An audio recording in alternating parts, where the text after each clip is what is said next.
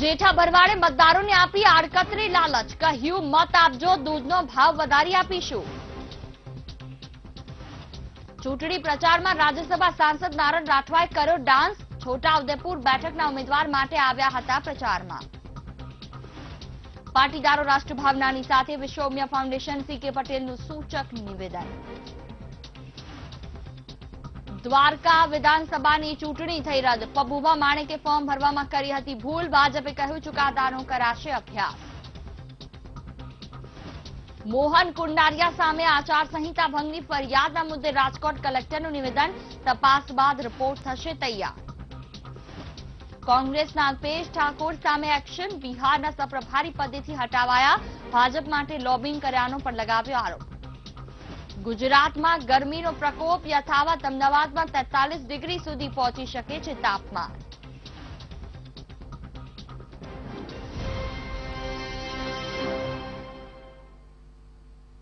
નમસ્કાર, VTV news સાથે હું આપણી સાથે જુહી. સૌથી પહેલા વાત, છેલ્લા કેટલાય સમયથી પાટીદાર સમાજ ભાજપથી નારાજ ચાલી રહ્યો છે, ત્યારે ભાજપ દ્વારા સમાજની નારાજગી ખાળવાના પ્રયાસો હાથ ધરવામાં આવ્યા છે. લોકસભાની ચૂંટણી હવે ગણતરીના દિવસો બાકી છે, ત્યારે પાટીદાર આગેવાનો સાથે બેઠકોનો દોર શરૂ થયો છે. ભાજપ અધ્યક્ષ અમિત શાહ દ્વારા વિવિધ સંસ્થાઓના અગ્રણીઓ સાથે બેઠક કરવામાં આવી હતી, ત્યારે આ મુદ્દે વિશ્વ ઉમિયા ફાઉન્ડેશનના સંસ્થાપક સી.કે. પટેલે કહ્યું છે કે પાટીદારો પર થયેલા કેસ મામલે ચર્ચા કરવામાં આવી હતી. આ ઉપરાંત મૃતકોના પરિવારજનોને નોકરી આપવાની પણ વાત કરવામાં આવી હતી. સી.કે. પટેલના જણાવ્યા પ્રમાણે બંને મુદ્દે સરકારે હકારાત્મક અભિગમ દાખવ્યો છે.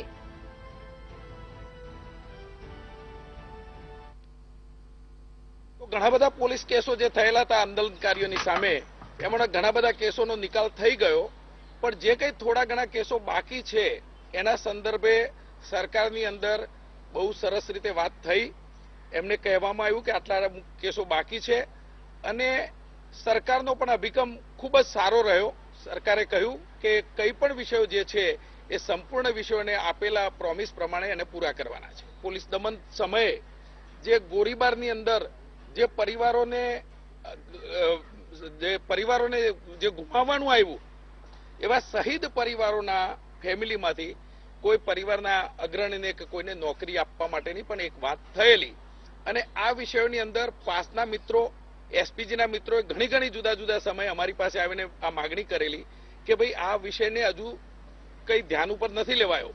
એટલે આ ધ્યાન અમે દોરતા હતા, પણ ગઈકાલે આના સંદર્ભમાં પણ બહુ સારી રીતે સરકાર સાથે વાતચીત થઈ અને સરકારે ટૂંક સમયની અંદર જ આ વિષયને પૂર્ણવિરામ મૂકવાનું, એટલે કે આની જે નોકરીઓની જે બાકી રહી ગઈ છે નોકરીઓ આપવાનું પણ એને વચન પૂરું કરવાની અમને ખાતરી આપી છે. વિશ્વ ઉમિયા ફાઉન્ડેશન મામલે નાયબ મુખ્યમંત્રી નીતિન પટેલે પોતાની પ્રતિક્રિયા આપી. નીતિન પટેલે કહ્યું કે વિશ્વ ઉમિયા ફાઉન્ડેશનને સરકાર દ્વારા સંપૂર્ણ સહયોગ આપવામાં આવ્યો. ગઈકાલે અમિત શાહની મુલાકાત માટે સામેથી સૂચન કરવામાં આવ્યું હતું. તેઓએ જણાવ્યું કે હવે પાટીદાર સમાજ નારાજ નથી. પાટીદાર સમાજને આ વખતે વધુ ટિકિટ આપવામાં આવી છે. 26 બેઠકમાં દરેક સમાજને ધ્યાને રાખી ટિકિટ આપવાની હોય છે, જેને લઈને તમામનું ધ્યાન રાખવામાં આવ્યું છે. એવો કોઈ વિષય નથી. માનનીય અમિતભાઈ ઘણા સમયથી વિશ્વ ઉમિયા ફાઉન્ડેશન સાથે સંકળાયેલા છે. માનનીય વડાપ્રધાન નરેન્દ્રભાઈ મોદીના વરદ હસ્તે જ આખા કેમ્પસનું ભૂમિપૂજન કરવામાં આવ્યું અને લાખો પાટીદારો એ પ્રસંગે ઉપસ્થિત હતા.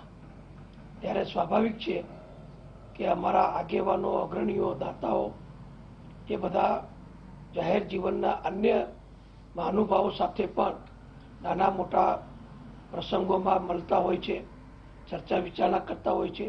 સંસ્થાના વિકાસ માટે પણ કોઈ નાની મોટી જરૂરિયાત હોય તો એ અંગે પણ મુખ્યમંત્રી શ્રી સાથે, અમારી સાથે અને માનનીય અમિતભાઈ સાથે ચર્ચા કરતા હોય છે. લોકસભાની ચૂંટણી પહેલા ભાજપને એક મોટો ફટકો પડ્યો. દ્વારકા વિધાનસભા 2017ની ચૂંટણી રદ કરાઈ. ભાજપના ઉમેદવાર પબુભા માણેકના ફોર્મમાં ભૂલ હોવાને કારણે કોંગ્રેસના ઉમેદવાર મેરામણ ગોરિયાએ હાઈકોર્ટમાં અરજી કરી ચૂંટણી રદ કરવાની માંગણી કરી હતી. ઉલ્લેખનીય છે કે પબુભા માણેકે જે ફોર્મ ભર્યું હતું તેમાં પબુભા કઈ સીટ પરથી ચૂંટણી લડી રહ્યા છે તે જ દર્શાવ્યું નહોતું. એટલું જ નહીં, પબુભાનું ડમી ફોર્મ જેમણે ભર્યું હતું તે નિલેશ માણેકે પણ ફોર્મમાં વિધાનસભાનો વિસ્તાર દર્શાવ્યો નહોતો.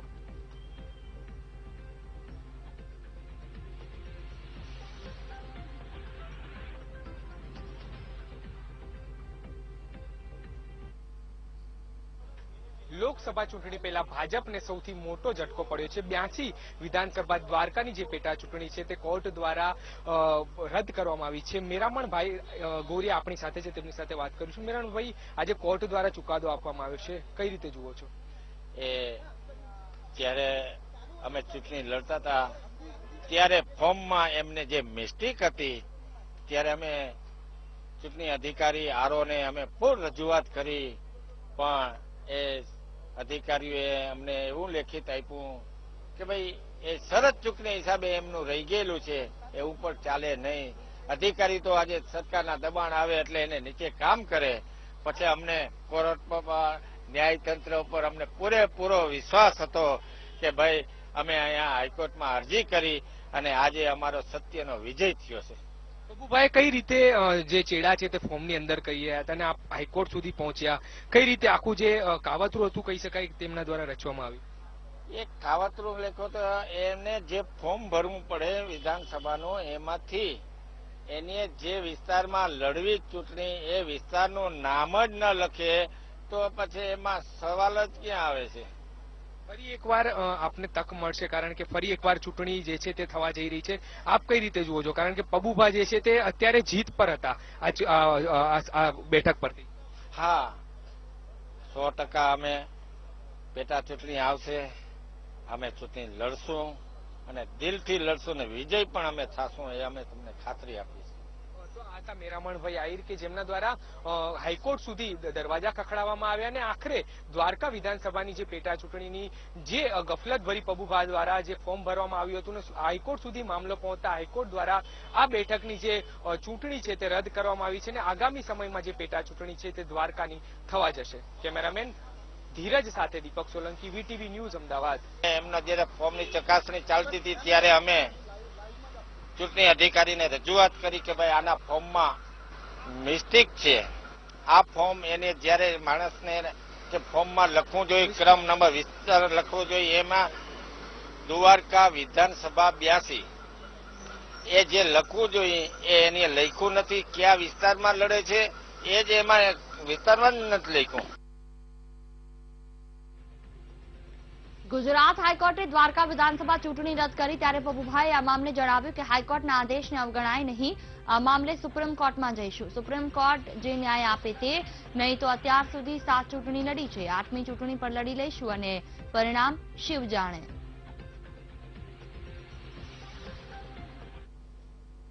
ની ચૂંટણી હાઈકોર્ટે રદ કરી છે. માઇનર એક છતી હશે કદાચ, અમારા હિસાબે તો નથી, પરંતુ અમે આ ત્યાંથી સંતોષ ન થતા સુપ્રીમ કોર્ટમાં જ અમારું દાખલ કરશું. અમને અહીંયા ચોક્કસ ન્યાય મળશે. અને અત્યારે લોકસભાની ચૂંટણી ચાલુ છે ને આનંદથી જો બધા અહીંયા જમણવાર હતું, રસપુરી ખાધું છે બધાએ, અને લોકસભાની ચૂંટણીનો પ્રચાર ચાલુ છે. એવું કોઈ પાડ ફાટી નીકળ્યું નથી. દ્વારકા વિધાનસભા 2017ની ચૂંટણી રદ કરવા મામલે હવે ભાજપ કોંગ્રેસ એકબીજા પર પ્રહાર કરી રહી છે. કોંગ્રેસ પ્રવક્તા મનીષ દોશીએ ભાજપ પર પ્રહાર કરતા કહ્યું કે જે તે સમયે ભાજપના ઉમેદવારે ફોર્મ ભરવામાં જે ભૂલ કરી હતી તે સમયે તંત્રને જાણ કરી હતી, પણ તેમને અમારી માંગ ગ્રાહ્ય નહોતી રાખી. ભાજપ કિન્નાખોરી દાખવે છે તે સ્પષ્ટ થવું જોઈએ.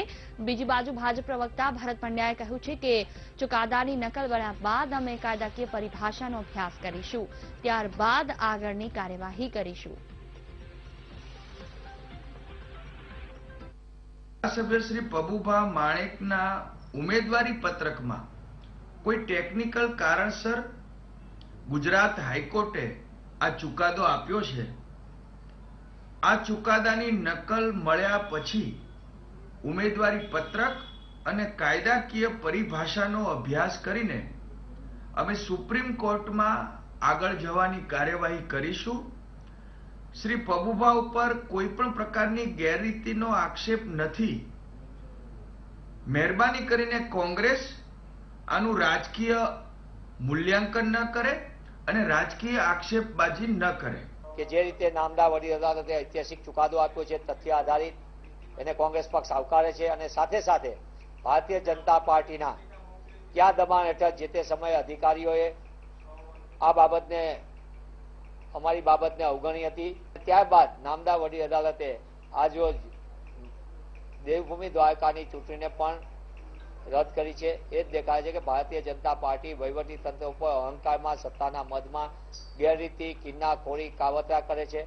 મારી આપના માધ્યમથી સીધી માંગ છે, નામદાર વડી અદાલતના ચુકાદા પછી રાજ્યના મુખ્યમંત્રીશ્રીમાં થોડી પણ નૈતિકતા હોય ભારતીય જનતા પાર્ટીની સરકારમાં, તો તેઓએ તાત્કાલિકપણે રાજીનામું આપવું જોઈએ.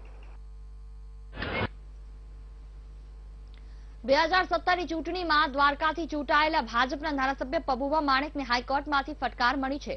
હાઈકોર્ટે પબુભાનું ધારાસભ્ય પદ રદ કરવા માટેનો ચુકાદો આપ્યો. આ મુદ્દે વિધાનસભામાં વિપક્ષના નેતા પરેશ ધાનાણીએ પોતાની પ્રતિક્રિયા આપી હતી. ધાનાણીએ જણાવ્યું કે ભાજપ દ્વારા લોકશાહીને નેવે મૂકી તંત્રનો દુરુપયોગ કરવામાં આવી રહ્યો છે, પરંતુ કોર્ટે ન્યાય કરતા ભાજપને ઝટકો લાગ્યો.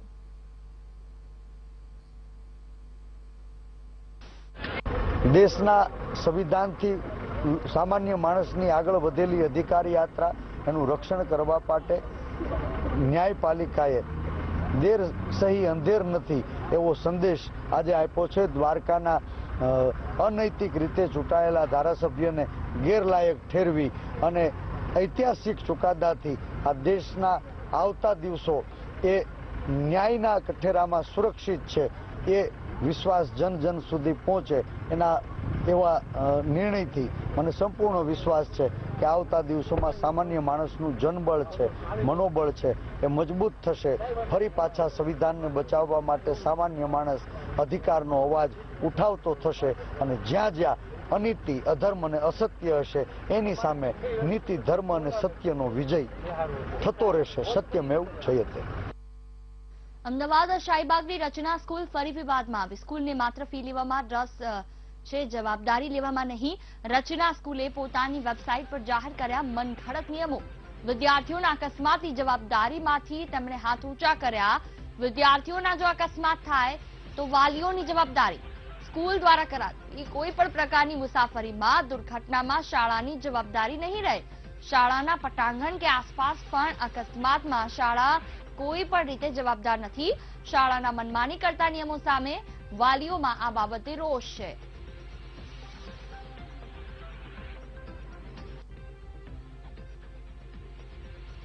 શાળાના મનમાની કરતા નિયમો સામે વાલીઓ રોષે ભરાયા છે. મહત્વનું છે કે અમદાવાદની શાહીબાગની રચના સ્કૂલ ફરી એક વખત વિવાદમાં આવી છે, જેમાં તેણે મનઘડત રીતે પોતાની વેબસાઇટ પર નિયમો મૂક્યા છે, જેમાં શાળામાં સ્કૂલ વાનમાં આવતા જતા બાળકોને જો અકસ્માત નડે છે તો કોઈ પણ પ્રકારે શાળા જવાબદાર નથી તે પ્રકારની વાત કરી છે. તો આ સાથે સાથે વાલીઓએ પણ આ બાબતને લઈને ફટકાર વરસાવી છે.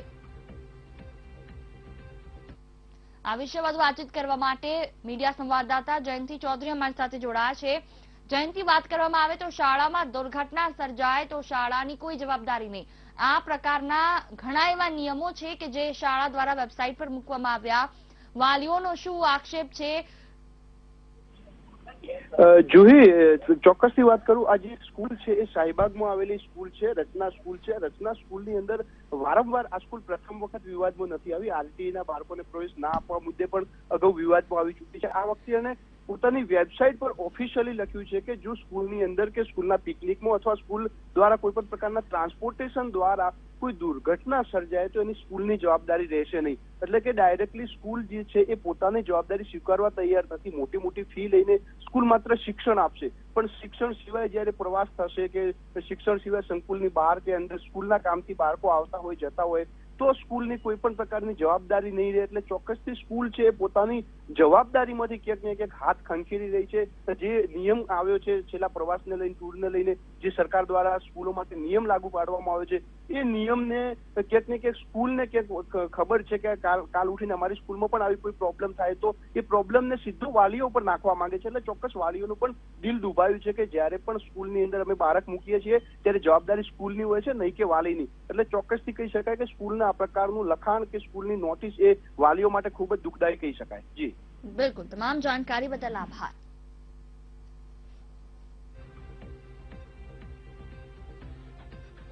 તો સ્કૂલની વેબસાઇટ પર નિયમો મૂકવામાં આવ્યા છે, જો કે વાલીઓ આ નિયમને લઈને બિલકુલ ખુશ નથી. મહત્વનું છે કે તેમણે પણ શાળા સંચાલકો પર ફિટકાર વરસાવી છે. તો બીજી તરફ જે રીતે શાળાઓની મનમાની સતત વધતી જાય છે, મહત્વનું છે કે જો શાળાઓ દ્વારા બસની વ્યવસ્થા કરવામાં આવતી હોય તો તેમાં અકસ્માત થાય તો તેમાં વિદ્યાર્થીઓની જવાબદારી પણ એ શાળાની જ રહે છે. તેમાં હાથ ઊંચા કરવાથી શાળા છટકી ન શકે. શાહીબાગની રચના સ્કૂલ ફરી એક વખત વિવાદમાં આવી છે. શાળાઓને માત્ર શું ફી લેવામાં જ રસ છે? બાળકોની જ્યારે જવાબદારી ઉઠાવવાની આવે ત્યારે હાથ ઊંચા કરી દે તે કેટલે અંશે યોગ્ય? સ્કૂલ દ્વારા કરાવાતી મુસાફરીમાં દુર્ઘટનામાં શાળા કોઈ રીતે જવાબદાર નહીં રહે. શાળાના પટાંગણ કે આસપાસ પણ અકસ્માતમાં શાળા જવાબદાર નહીં, તે પ્રકારના નિયમો વેબસાઇટ પર મૂકવામાં આવ્યા છે. આ બાબતને લઈને શાળા સંચાલકો આવતીકાલે શું જવાબ આપે છે તે જોવું રહ્યું, કારણ કે અત્યારે વાલીઓ દ્વારા સતત તેમને ફોન કરવામાં આવતા તેમના ફોન પણ બંધ આવી રહ્યા છે. તો સવાલ એ થાય કે શું ફી લેવામાં જ રસ છે શાળાઓને? ભણતરની બાબત આવે તો નાનામાં નાની તમામ વસ્તુઓને લઈને અલગ અલગ ફી લાદવામાં આવે છે. જ્યારે તમામ ફી વાલીઓ દ્વારા ભરી દેવામાં આવે તો પછી જવાબદારી કેમ નહીં? ત્યારે સ્કૂલની આ દાદાગીરી સામે આવી છે. છેલ્લા કેટલાય સમયથી ફી નિર્ધારણને લઈને એફઆરસીના મુદ્દાને લઈને અલગ અલગ શાળાઓમાં તો બબાલ ચાલુ છે, ત્યારે હવે નિયમો પર વાત આવીને અટકી છે. વાત જ્યારે બાળકોની હોય ત્યારે તેમની માનસિકતાને પણ ધ્યાનમાં રાખવામાં નથી આવતી અને ફીને લઈને બાળકોને રૂમમાં પણ કેટલીક વખત ગોંધી રખાય છે અલગ અલગ શાળાઓ દ્વારા કે જ્યાં સુધી તેઓ ફી નહીં લાવે ત્યાં સુધી તેમને બહાર કાઢવામાં નહીં આવે. બાળકો સાથે કેદીઓ જેવું વર્તન ક્યાં સુધી? જ્યારે રચના સ્કૂલ દ્વારા આ પ્રકારની વેબસાઇટ પર નિયમ મૂકવામાં આવ્યો કે હવેથી શાળાની આસપાસના પટાંગણમાં જો અકસ્માત થાય છે તો શાળા જવાબદાર નહીં રહે. આ સાથે શાળા દ્વારા કરાવાતી મુસાફરી, જેમાં જે બસ સેવા હોય છે જેની ફી પણ વાલીઓ ભરતા હોય છે અલગથી, તેમાં તમામ બાળકોને શાળાએથી ઘર મૂકવા લઈ જવા માટે બસમાં જો અકસ્માત થાય તો શાળા કોઈ રીતે જવાબદાર નહીં રહે.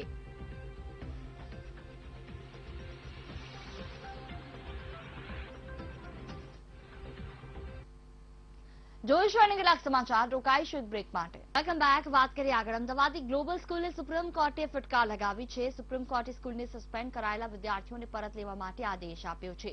આ સાથે ટકોર કરી છે કે તમે વેપારી નથી પરંતુ શૈક્ષણિક સંસ્થા છો. ઉલ્લેખનીય છે કે ગ્લોબલ ઇન્ટરનેશનલ સ્કૂલ સામે વાલીઓએ સુપ્રીમ કોર્ટમાં અરજી કરી હતી. સ્કૂલ સંચાલકો પર આરોપ લગાવ્યો હતો કે સંચાલકોએ એફઆરસી કરતા વધુ ફીની માંગ કરી, જે ન ભરતા કેટલાક બાળકોને સ્કૂલમાંથી સસ્પેન્ડ કરી દેવાયા. એટલું જ નહીં, વાલીઓએ શાળા સંચાલકો પર બાળકોને ક્લાસમાં ગોંધી રાખવાનો પણ આરોપ લગાવ્યો. આ અંગે વાલીઓએ ડીયુ કચેરીમાં ફરિયાદ કરી, જેને લઈને સ્કૂલના સીસીટીવી ફૂટેજ ચેક કરાયા. જોકે સ્કૂલના સીસીટીવી પણ બંધ હાલતમાં જોવા મળ્યા હતા અને મામલો વધુ વકર્યો હતો.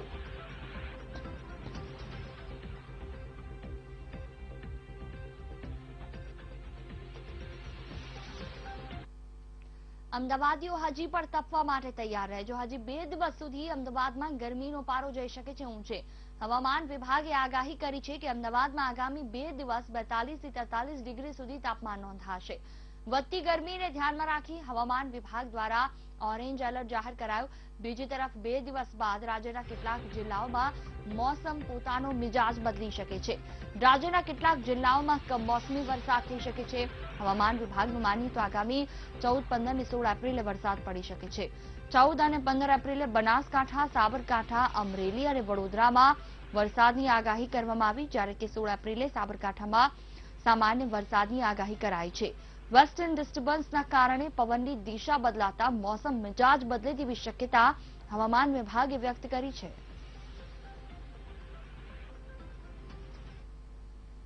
गर्मी जो पहले 2 दिन है, जैसे आज थोड़ा गर्मी बढ़ेगा. जैसे अहमदाबाद में कल हमारा प्रेडिक्शन था 42 पहुंचा है. आज मेरा मानना यह है कि 42 से लेकर 43 डिग्री सेल्सियस भी जा सकता है अहमदाबाद का मैक्सिमम टेम्परेचर. तो हम बोल सकते कि ऑरेंज अलर्ट हमने दिए है। डे 3 में दैट इज बारिश हो सकता है। देन डे 4 में दैट इज 15 तारीख को बनासकांठा, सबरकांठा, गांधी, देन बड़ौदा, अमरेली, ये सब डिस्ट्रिक्ट में बारिश होने की संभावना है। एंड अगेन डे 5 में दैट इज 16 तारीख को बनासकांठा डिस्ट्रिक्ट में बारिश होने की संभावना है। રોકાઈશું વધુ એક બ્રેક. જોઈએ અત્યાર સુધીના ખાસ સમાચાર સંક્ષિપ્તમાં. ઉમિયાધામ ટ્રસ્ટના સંસ્થાપક સી.કે. પટેલે કરી પ્રેસ કોન્ફરન્સ. પાટીદારો સામે થયેલા કેસ પરત ખેંચવા મામલે આપ્યું નિવેદન. પાટીદાર સમાજના અગ્રણીઓ સાથે અમિત શાહે કરી મુલાકાત. વિશ્વ ઉમિયા ફાઉન્ડેશન મામલે ડેપ્યુટી સીએમ નીતિન પટેલનું નિવેદન. વિશ્વ ઉમિયા ફાઉન્ડેશનને સરકારે સંપૂર્ણ સહયોગ આપ્યો છે. અમિત શાહ સાથેની મુલાકાત પહેલા સામેથી સૂચન કર્યું હતું. આરપી પટેલના ઘરે પાટીદાર અગ્રણીઓ અને અમિત શાહ વચ્ચે મુલાકાત થઈ હતી. ડેપ્યુટી સીએમ નીતિન પટેલની સ્પષ્ટતા. લોકસભા ચૂંટણીની ટિકિટ ફાળવણી મુદ્દે નીતિન પટેલનું નિવેદન. પાટીદાર સમાજ નારાજ નથી. આ વખતે લોકસભાની ચૂંટણી અને વિધાનસભાની ચૂંટણીમાં વધુમાં વધુ પાટીદારોને ટિકિટ અપાઈ. લોકસભાની ચૂંટણીમાં તમામ બેઠક પર દરેક સમાજને ધ્યાનમાં રાખી ટિકિટ આપવાની હોય છે. કઠવાડા જીઆઈડીસીમાં સીઆઈડી ક્રાઇમના દરોડા. નકલી બિસ્કિટ બનાવતી ફેક્ટરીનો સીઆઈડીએ કર્યો પર્દાફાશ. કેમ ફૂડ પ્રાઇવેટ લિમિટેડ નામની કંપનીમાં દરોડા. અલગ અલગ જાણીતી કંપનીના નામે બનાવાતા હતા બિસ્કિટ. દરોડા દરમિયાન મોટી માત્રામાં રો મટીરીયલ કબજે કર્યું. અમરેલીના ધારાસભ્ય પ્રતાપ દુધાતી કારને નડ્યો છે અકસ્માત. પ્રતાપ દુધાતી કારને ટ્રકે મારી ટક્કર. સાવરકુંડલાના વીજપડી ગામ નજીક નડ્યો અકસ્માત. પ્રતાપ દુધાતનો આબાદ બચાવ. મધુ શ્રીવાસ્તવે મતદારને ધમકી આપ્યા બાદ ભાજપના જ એક વધુ ધારાસભ્ય લોકસભાની ચૂંટણી પહેલા આપી લાલચ. ભાજપના જેઠા ભરવાડે પશુપાલકોને દૂધના ભાવમાં વધારો કરી આપવાની આપી લાલચ. લોકસભાની ચૂંટણીના પ્રચાર માટે ખાનપુર તાલુકામાં ભાજપની સભા યોજાઈ. જેમાં ભાજપના ધારાસભ્ય જેઠા ભરવાડે પશુપાલકોને દૂધના ભાવ વધારી આપવાની લાલચ આપી. ભાજપને વોટ આપવાની અપીલ કરી. 21 તારીખથી દૂધના ભાવ વધારી આપવાની લાલચ આપી.